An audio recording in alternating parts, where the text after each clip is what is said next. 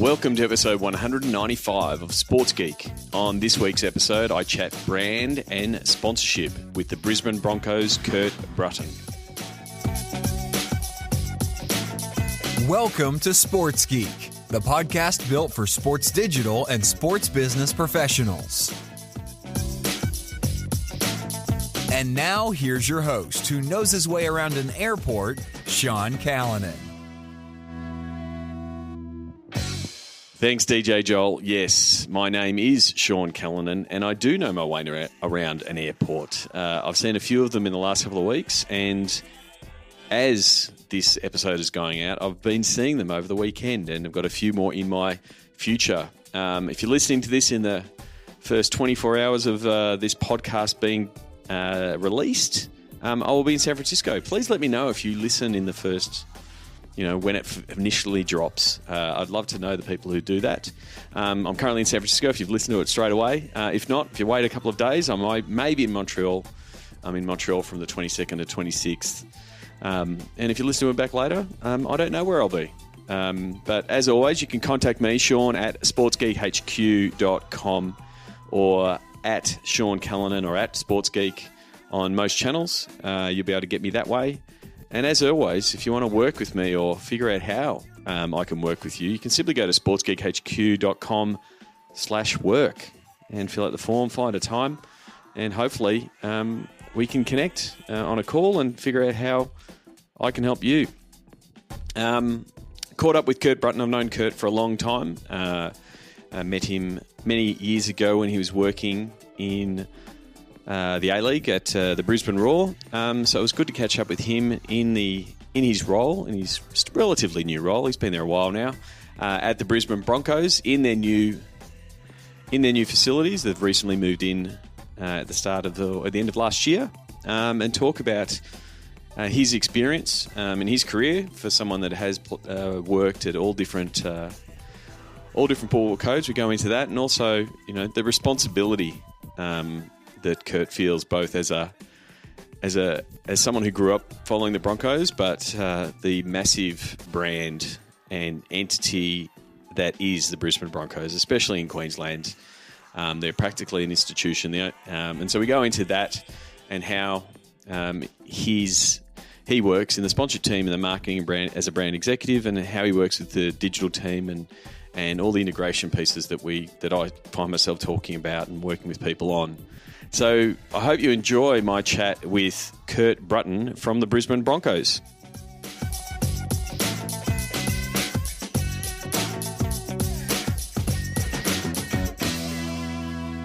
Very happy to be here in sunny Brisbane at the Clive Berghofer Centre, new home of the Brisbane Broncos. And we are here in the Kevy Walters meeting room. Welcome to Kurt Brutton. Good morning. Thanks for having me. Thank you very much. Thank you for having me. We're here in the Kevy Walters meeting room, and we're just having a little bit of I guess every sports, new sports facility starts naming their meeting rooms after the legends of their sport and of the Broncos in this case. And so we're in the Kevy one. Next door is the Alan Langer room. Yeah, the Alan Langer, who is a legend of the Broncos. Yep. And it's the biggest meeting room. It's the biggest meeting room on this floor, yeah. And Alfie is small of stature. About 5'2". And the room next door to us is... It's the Gordon Tallis room. It's the smallest room. And Gordon Tallis is an absolute monster. A monster, yes. So I love the fact that the sizing and a little bit of, getting the meeting room sizes right. So we are here in the new facility. The Broncos open. So when did you guys open this? So we moved in December last year, right at the time of Christmas going on. So that was a really fun sort of a move. Because I think I caught up with you probably mid last year, and you're in the middle of and hoping when it was go in, and yep. The thing with new facility builds, and there'll be a few people who are listening have gone through it. They sort of take a little bit longer. Yeah, it started. We'll move in September, October, November. We're looking at it. It's all kind of finished on the outside.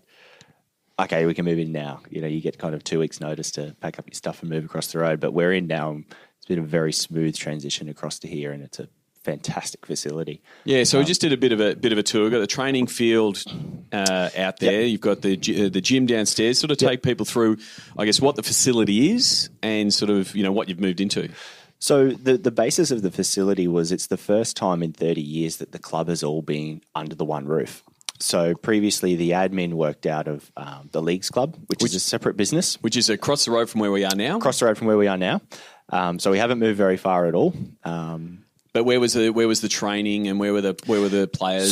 So training still happened on the same site. There was a field right next to the Leagues Club, but the gym and the coaching areas, they had a building next to the field as well. So if any of the admin staff needed to engage with footy, it was a 100-metre walk across the side of a field to engage with them.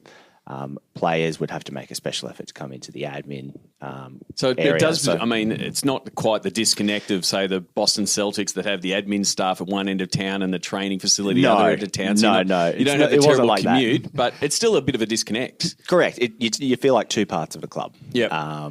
Whereas this building in its design phase from the very start was about bringing everyone into one. So, in the tour we took you through, we've got a new dining area here that sits halfway between the floors. So it's a 3-story building. On the ground floor is players, middle floor is coaching, sports science, and the top floor is admin with sponsorship, membership, media. But there's a floor that sits halfway in between, and the idea is that it's no one's specific area, and that's our common dining area. So everyone meets halfway to engage with it together. So been a really good cultural shift in this crossover between football and admin and everyone all in together. And then the entire building is positioned behind the goals on our new field. Yep. So there's a brand new field and everything looks out towards that field. So it's a holistic view of everything that you need to be a successful football operation is all being put into this building. So you're now in your new digs. Let's find out a little bit more about yourself. What's your role here at the Broncos? So my official title is Marketing and Brand Executive, but we're structured a bit different in this club in that we don't have a marketing department. We don't have an operations department. We have. What do you mean by operations? So operations is in delivering your game days, Yep. Delivering your big screen content Yep. and your food drops even to players and activations at game days. We have one really big sponsorship department. So within sponsorship, I have a list of accounts that I manage. Yep. Some of our really big sponsors as well. And then I also manage the club's marketing. And the idea is that we get that integration of our partners with our marketing. And then we have people within sponsorship who run operations as well.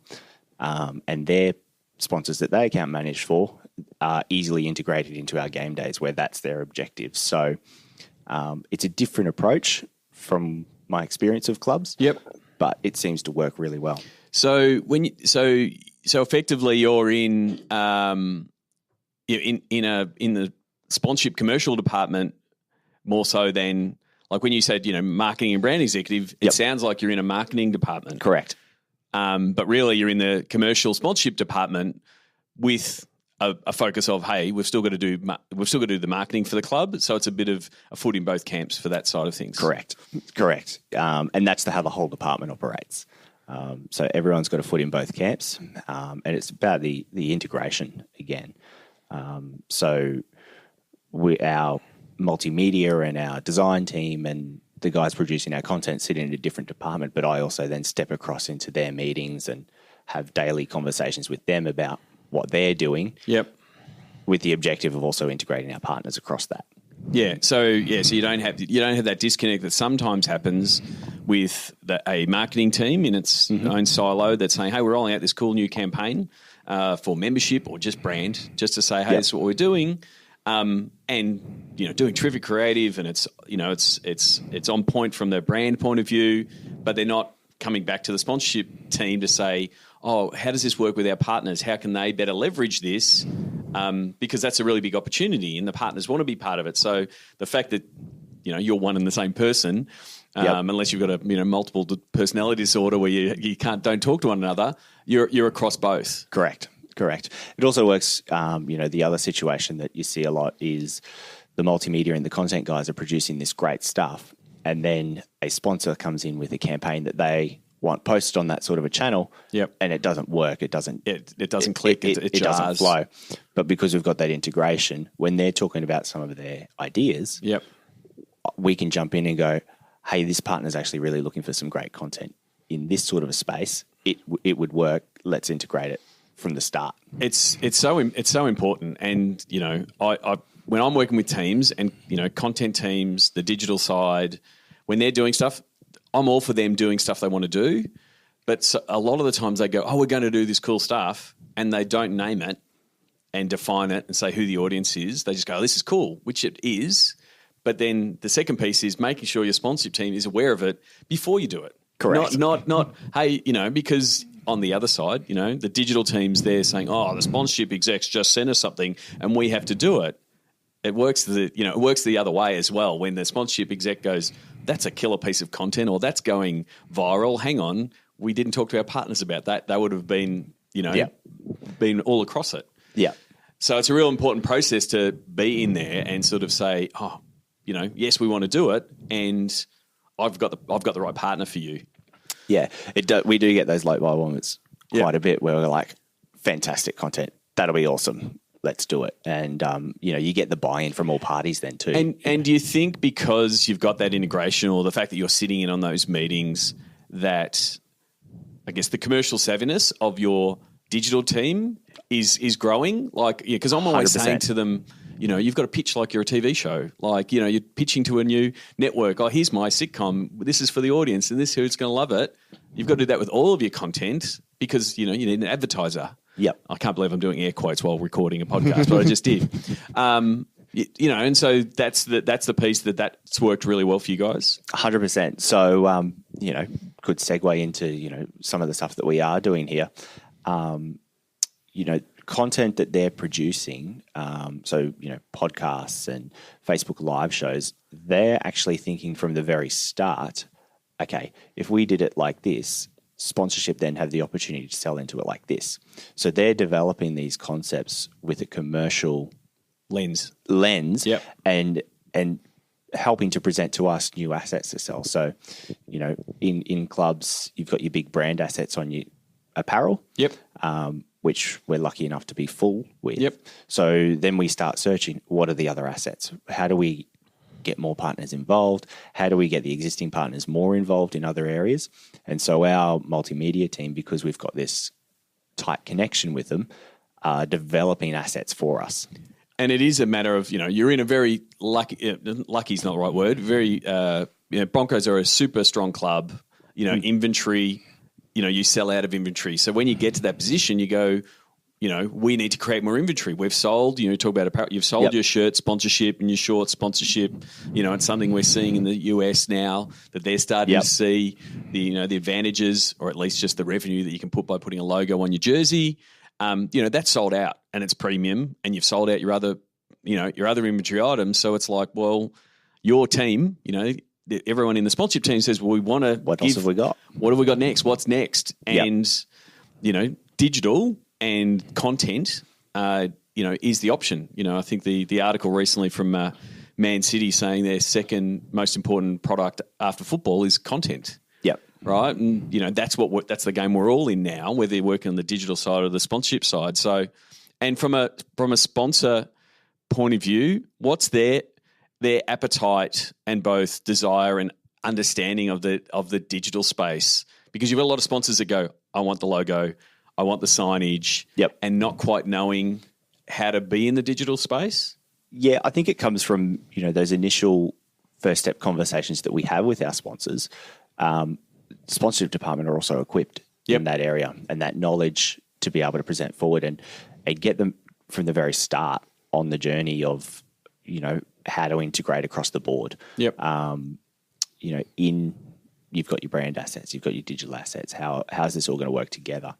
And then, you know, it also comes from in the sponsorship team, our expertise.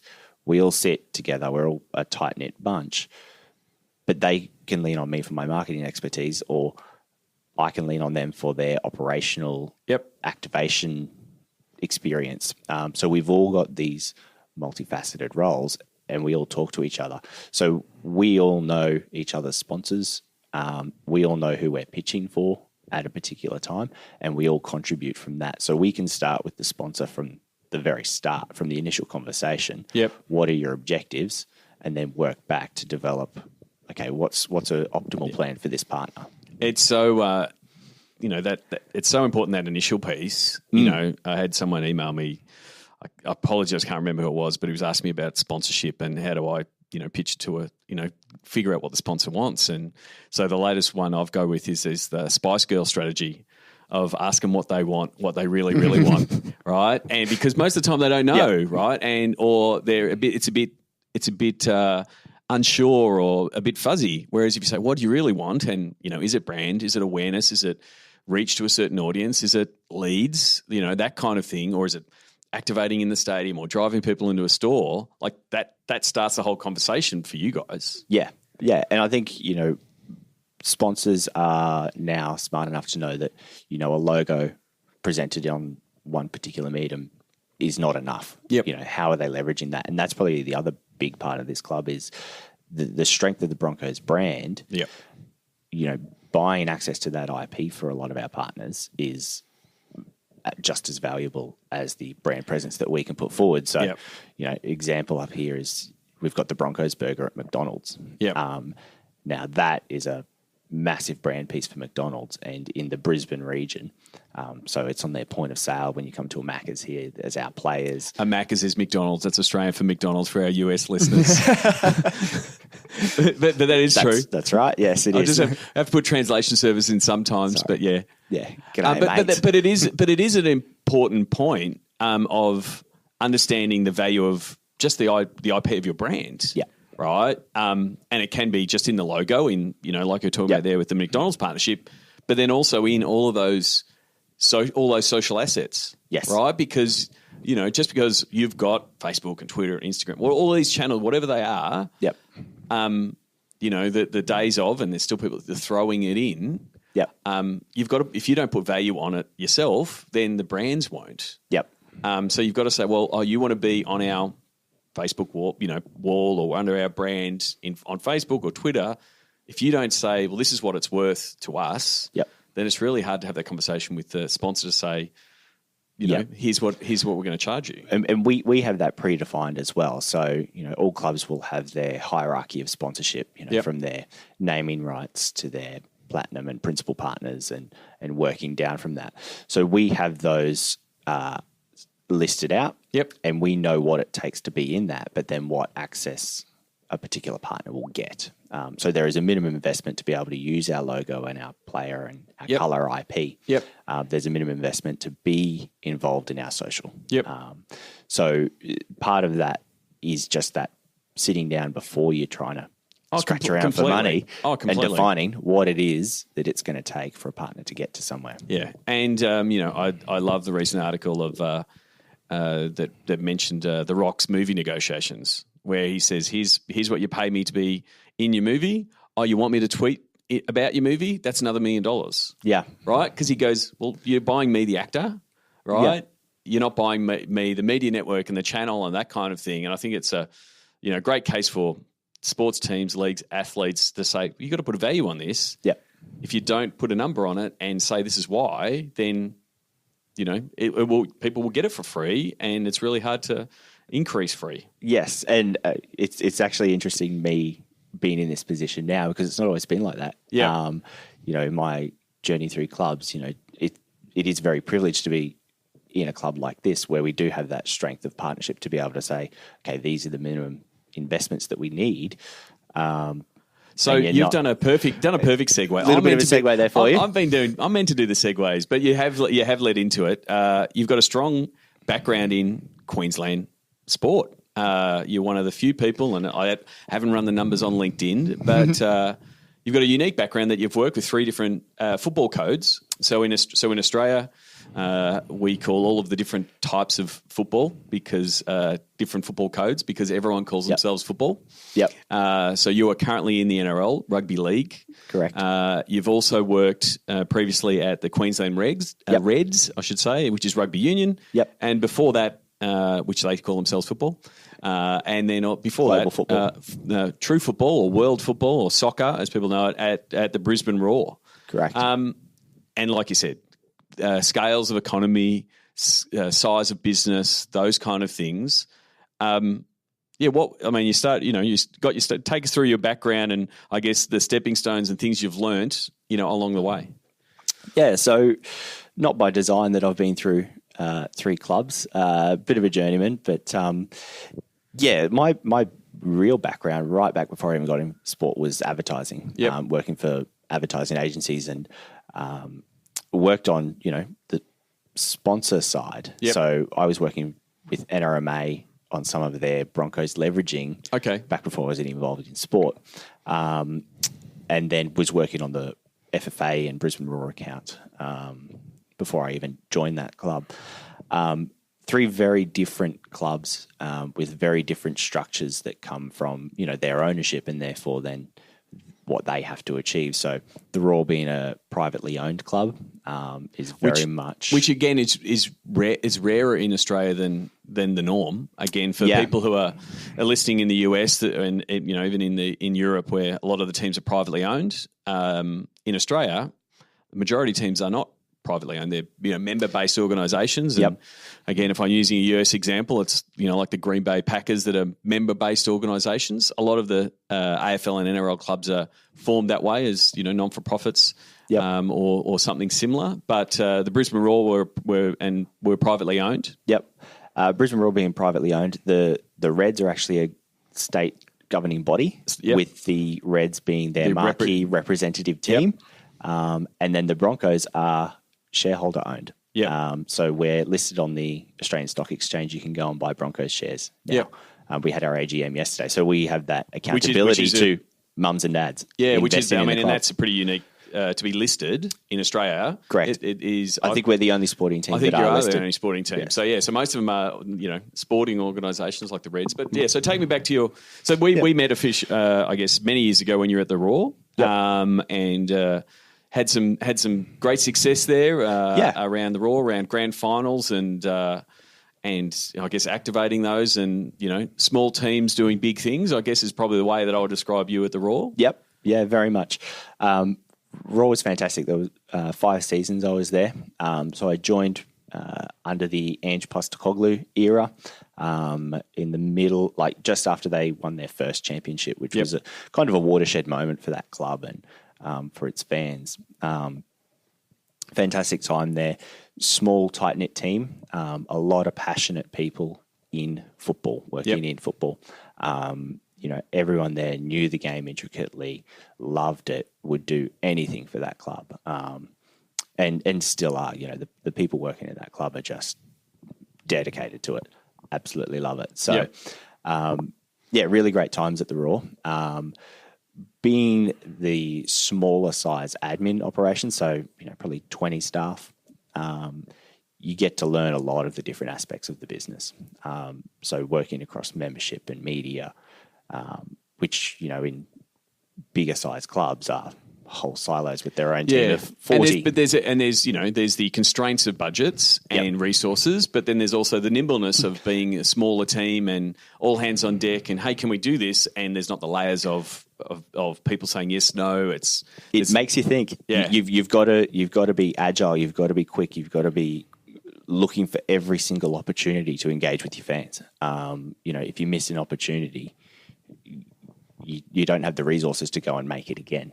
And it was a combination of, again, you were sort of saying in the marketing space, but it was a combination of leveraging as much of the media and the digital and, getting, as much of Brisbane behind you, especially around those grand finals and the themes of orange and getting everyone behind you. It was as much, PR and getting the media behind you, engaging your fan groups, that kind of thing. Yeah, I think it's since coming out of that environment, I've been able to reflect on it and what was it that made it a success at that time. And those big grand final moments are the ultimate fan engagement that you can do as a club. Yep. That is your moment to get fans right there and then.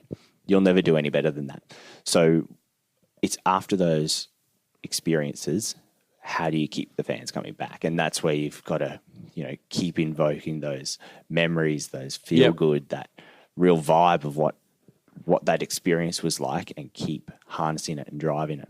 And the Raw probably didn't do that well enough in the first grand final when they did. Started to pick up on the second, and then by the third, it clicked. Okay, this is how you do it. Yep.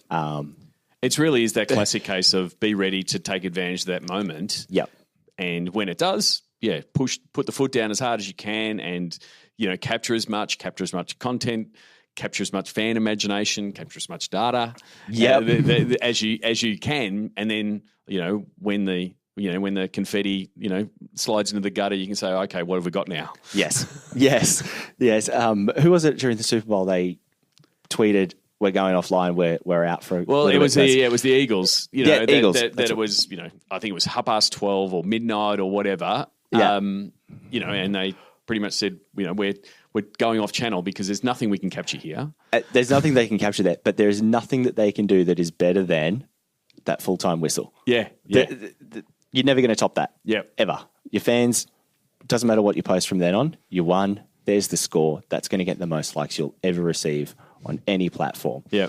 And it's then, okay, in 3, 6, 12 months, how do you keep that emotion going? Yeah. The celebrations after a win are good for a couple of days, but how do you keep taking people back to that singular moment? Oh, completely. And it is like, and I was on the side of let them have a break. It's a hard slog, right? Let them enjoy it, and also knowing there's not a lot of content that's actually fit for air that goes on from 1 o'clock to 7 o'clock the next morning. Nothing good happens. But the thing is, there is that void of the newspapers say so and so won, Brisbane won, or whoever won, and then 2 or 3 days later, the news cycle kicks off onto draft or new season or player movements and all that, and your fans are like, no, we're good. We still want to talk about it.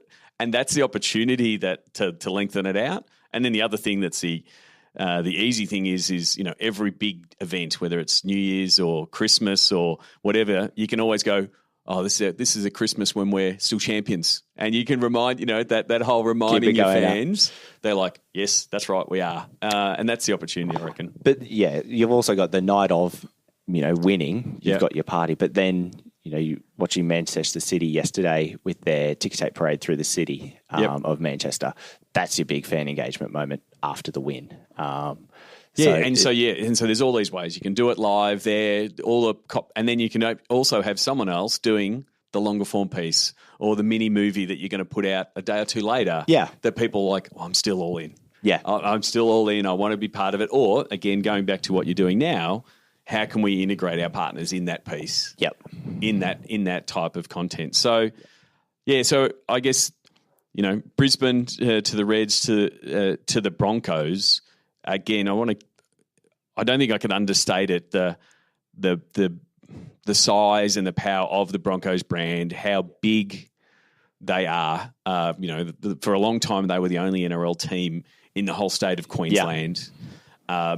They were very early on social. Everyone pretty much just said, "Yep, we like the Broncos," because they'd been ingrained to like the Broncos for 20 years before other entrants came into the Queensland market. It's a behemoth up here. Yeah. And coming from two clubs that are in the market but are smaller players in the market. Yep. What's it been like coming to and understanding, I guess, the power of the Broncos brand? It's actually been interesting because I've been a boyhood fan of the club. Yeah. So, you mentioned there being the only team in the state. So I'm from North Queensland. Yep. Usually that's where I was born. That's where I grew up. And I think some of the Broncos came and visited up there. And from then I was a fan. Yep. And then the Cowboys entered the competition, but I was already on the train. Locked in, yeah. I was already locked in. So to come to a club like this, at those other organisations, I'd say smaller because that's probably a bit derogatory. But it's just from a number size and a member size and a brand equity size. It is. It's the Broncos are up there with one of the biggest football clubs in Australia. Across all codes. Yeah. So it's very easy at those lines to go, the Broncos are doing this again, and you get a bit frustrated with it. Being in the club now, the Broncos is actually a club that it's here to support everyone. Yep. We actually don't focus on what other people are doing so much. We focus on our own backyard and our own fans. And it definitely is a different represent perspective when at a big club. As worked with big clubs before, it's, and again, other clubs will be looking at ladders or, hey, where do we rank and those kind of things. Yeah. And the big club mentality is we're focusing on our own stuff. Yeah. Like these are our own, internal metrics and things that we're chasing down and not getting competitive. Yeah. Don't get me wrong. There's still we want to be the biggest, baddest, biggest club. Yeah. That's that mentality of being a big club. And I'm sure it's the same, it's definitely the same in the AFL. I'm sure it's the same in the, the NBA and, I'm sure it's the same mentality the Yankees have in the MLB and Real Madrid. Like when you're the biggest club, it's like, how can we maximize it? How do you keep getting bigger? How do you keep getting bigger?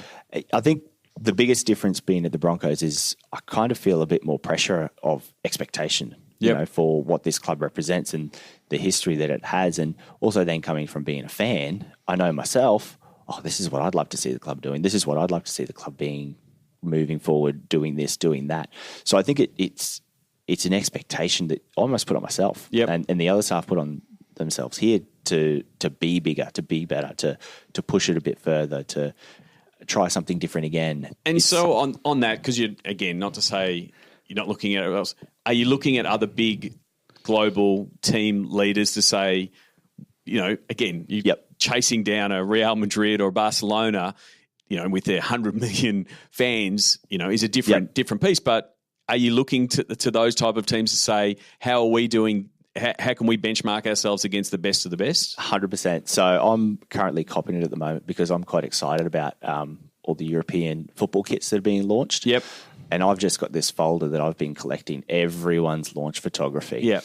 And being a rugby league club, looking at soccer clubs, it's like, come on, mate, focus here. And it's like, no, look at this. Look at how amazing this is. And you know that when we have a new jersey, what's going up on the wall. All of those launch photography pieces, and I'll be going, right, that's the standard. Yeah. That's where we've got to be. So like the stuff that Paul Rogers did at AS Roma in releasing their kit, right, is a perfect example. And again, I love the phrase "steal with pride," but exactly, look through all of it, and what can you take and what can inspire you? There's you can steal it too, but you could also look at it and go, all right, how do we go one step? What's the completely. next step? That's the what's whole the next? Yeah, that's the whole thing with Steal with Pride. It's not, hey, just rip it off and do it. It's what's our twist to it? What's the Broncos version of that? But that's the thing. There's so much inspiration out there.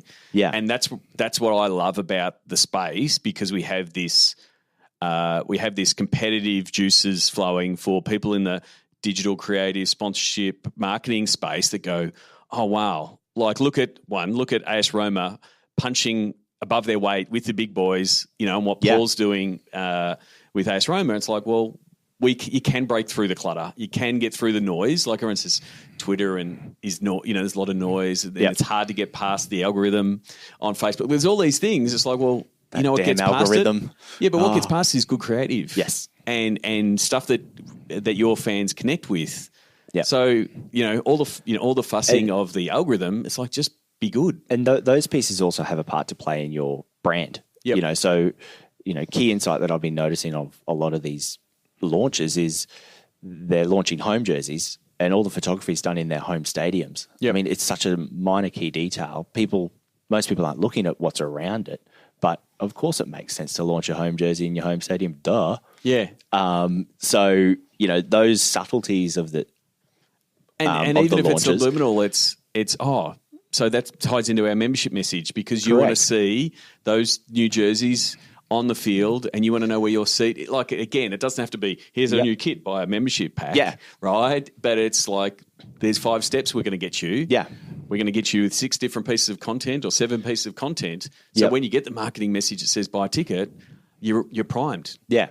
And I mean, the other key sorts of things are, we know that players are more followed than teams on social. Yep. So they're using these marquee players from their teams to launch their jerseys and then doing a secondary shoot just with that individual and going, well, here's the stuff for your social. Yeah.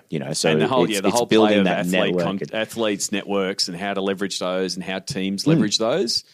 It's probably going to be in the the upcoming collective bargaining agreements, and that's going to be the new battleground to a certain degree. Yeah. And it should be because, again, like The Rock, the player is going to value those assets. Player has their brand. And their own brand. But the opportunity for the clubs is to say, well, one way for us to grow is via our players. How can we get great content to our players? Yep. And a mix of, what the athlete player networks are doing, both here in Australia and in the US and the UK, the Players Tribune, uninterrupted, that kind of thing. It just widens the ability for you to push the brand out. Yeah. And all of those agreements aside, if you deliver a player good content that it's going to make them look good themselves on their own network, they're going to post it. Oh, completely. Every time. Completely. So thank you very much for the tour. I'm going to finish off with the Sports Geek Closing 5. Do you remember the first sports event you ever attended? I actually do, and this is why it's interesting to work at this club. It was a Broncos game. So how old were you? Where were you? Do you remember where you were? I actually can't remember how old I was, but it was at the old Lang Park, which is where we play now. So there was a period where we played at a different stadium. I must have been 5 or 6, maybe even younger. Yep. Because I have a flag from that. Okay. From that game that my dad bought me. Yep. So I also lived in North Queensland, but had come down to Brisbane on a holiday. Okay. So it was a whole trip effectively. It was a whole, hey, we're going to go our first game. Yeah. Knew who the Broncos were, but was my first time actually seeing them live. I have the flag. I know that it's a pre-90s game. So the club started in 1988. Yep. But I know by the sponsor on the flag that it's a... you've carbon dated it based on the sponsorship. Yes. Because I dragged the flag out when I started here. I was like, hang on a second. Whoa, this is really old. Yeah, this is a really good point, I guess, for the, again, just give context to the Australian and the European market. In the AFL, I think some in the NRL, they're doing retro jerseys with retro sponsors patches still on them. Yes, right, because you can't have the jersey without the patches. So we're seeing some jerseys come out with defunct insurance companies, or I don't actually, but they probably won't be able to get away with the tobacco sponsorships and those kind of things. That might there might be restrictions, but it is funny, and the fans are clamouring for them. They go, I remember that 1990 jersey when we had that big insurance logo that doesn't exist anymore, or that government department that's now been privatised. Even the old competition badges on the jerseys, that's a thing of pride, and people put a lot into it. I think we've got 2 retro jerseys downstairs with the old sponsors on it. Yeah, exactly. And it's like, oh, hang on, can we double dip? Can we go back to that sponsor and get some money to get out of those jerseys? Like, it opens up those possibilities. I think we're fortunate the ones on ours don't exist. Yeah, exactly.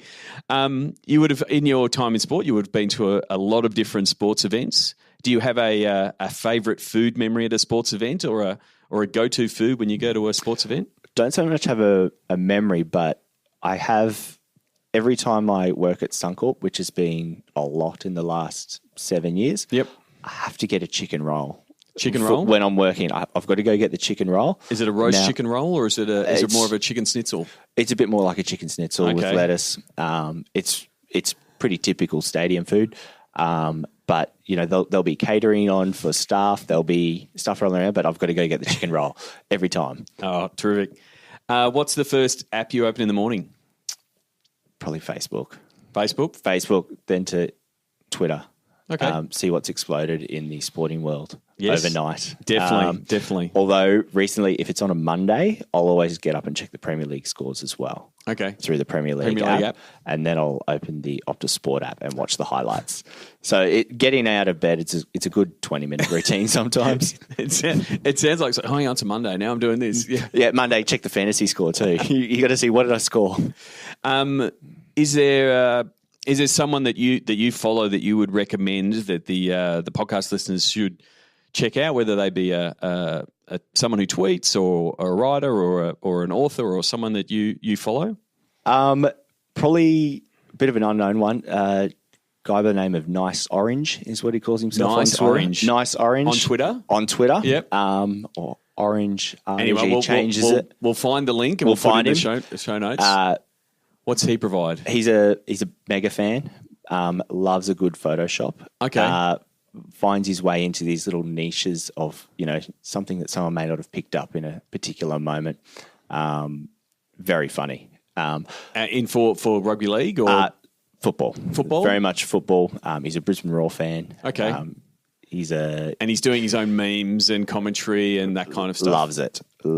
Loves a good Photoshop tweaking of something. And it's you know, always really subtle, but it's always on point as well. Yeah, and and I think that's where Twitter, I think that's a really great part of Twitter, that whole fan banter and the fan, the fan celebrity. Celebrity is probably the wrong word, but the rise of the fan content producer is probably a better word.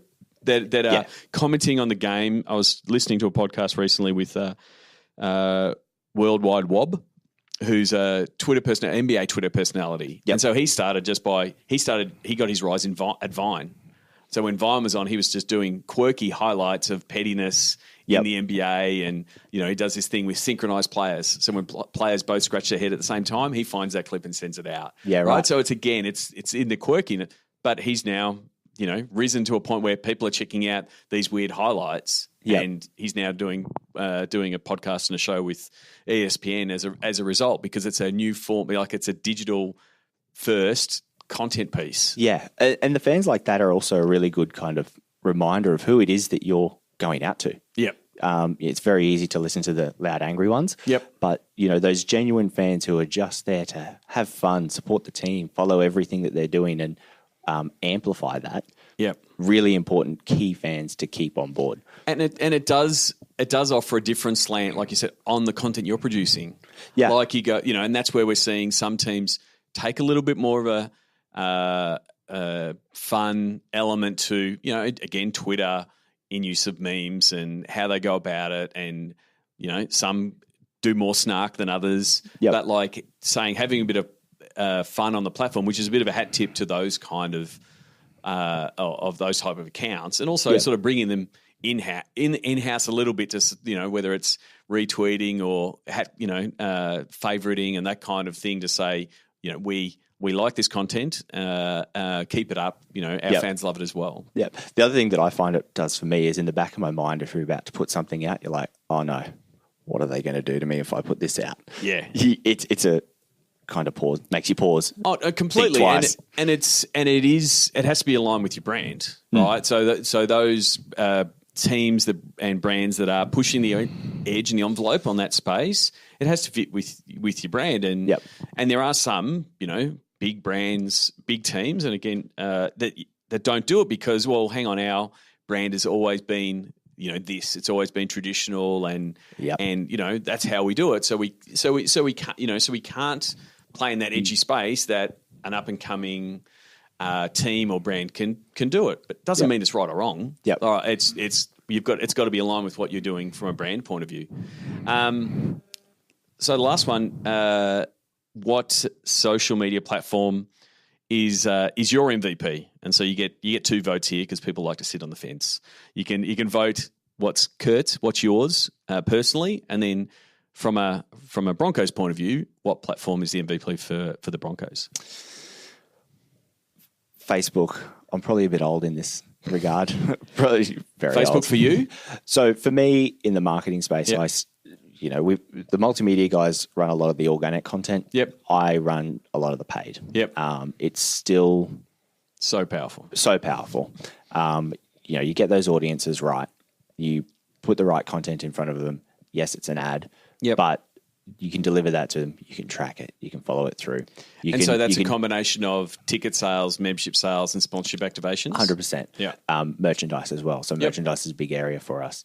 Yep. That's it. I talk about sports teams and merchandise and Facebook ads as a faulty ATM.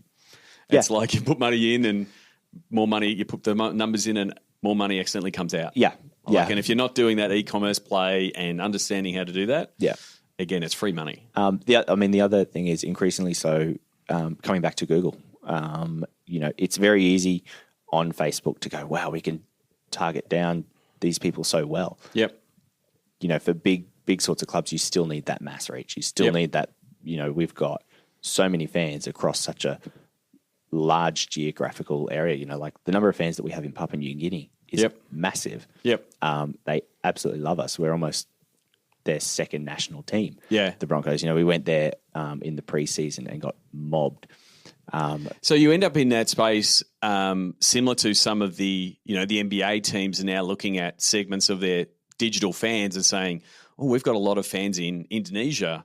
What sponsorship, partnerships, activations can we do in that space? And you start looking at, what's our strategy internationally for, and in different parts of the world. Yes, 100%. How can we deliver content to these people that's, true to them? Yep. They're not just picking up what everyone else has. How do we tailor to them is very much something that we're doing. And, you can only get that analytics really through Facebook and Google in real time. Yep. So those are my two MVPs and what I spend a lot of time just watching, tweaking, refining. And so the same answer for both, you personally and for the Broncos, or was that the Broncos answer? I'm pretty boring myself on social media. I'm really boring on social. Yep. I'm a lurker. Yep, that's very much a lurker. Lurkers are valid. Like a lot of podcast listeners are lurkers. I've got more, DMs in my Twitter than actual tweets because I just have little side conversations. I'll copy link and have a side conversation. So if you want to have a side conversation with Kurt, just slip into the DMs. Slide into his DMs. Your Twitter. How can people connect with you? This is you're perfect with the setup segues. Mr. Brutton. Mr. Brutton. Brutton. So you with can, an underscore in there. With Mr. Underscore Brutton. You can also connect with Kurt on LinkedIn. I'll have links in the show notes. Or you can slide into his DMs in the SportsBiz Slack. Slide on in. You're in the SportsBiz Slack as well. Thank you very much for hosting me here at the. I'll get the name right. Clive Berghofer Centre yes. Here in sunny Brisbane. Thank you very much for having me. Thank you very much. Download our Facebook campaigns guide at sportsgeekhq.com/FB campaigns. Thanks again to Kurt Brutton from the Brisbane Broncos. Please check them out. Check out what they're doing online and send Kurt a tweet at Mr. Brutton, BRUTTON. Don't forget that underscore between Mr. and Brutton. Send him a tweet and tell him that you listen to this episode. If you've got any questions, send him a tweet or message him on the SportsBiz Slack. As he said, he's a bit of a lurker, but he will respond and reply. As I said earlier, I'm travelling at the moment. You might be listening to this while I'm at C2 Montreal.